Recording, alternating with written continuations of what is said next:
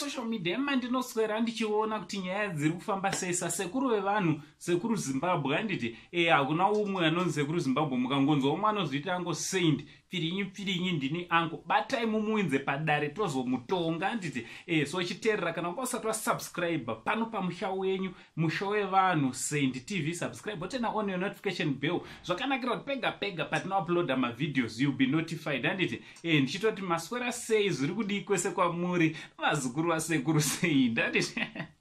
aiwa chano ino ndeyekungofara vazukuru ndeyekungoentertainana chitaura nyaya dzedu tichidii tichifara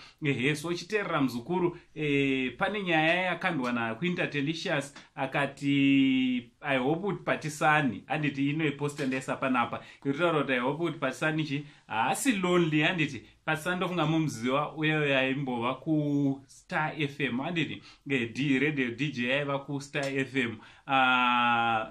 vane mufananidzo wakabuda nawo uno uri panapa wakambotorwa naDJ Shugeta vasina kusimira nhumbi handiti so kuIntertelicious ari kuti DJ Shugeta nespeed dzari kuwanza mastreets esocial media naAna Chibebi Honde kwanzi ndogona kubvujura masecrets handiti kuIntertelicious akadaro kaanenge atopa warning kanogona kutanga utongotaura handiti vamwe vanoti anotaura chokwadi vamwe vanoti anonyepa so hamenoti mimi munoti wokudiva zukuru mufananidzo wamugumbura ndeuno uri panapa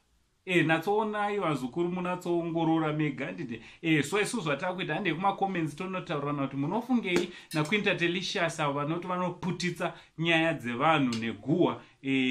naDJ Shugeta naAna zvavari kuita izvezvo nemufananidzo wapatisani naDJ Shugeta ururadzawo kuti ndewekare DJ Shugeta achiri nerasta ngataura nomacomments from Uncle Saint, the only Zimbabwean uncle tobva tatichi much love.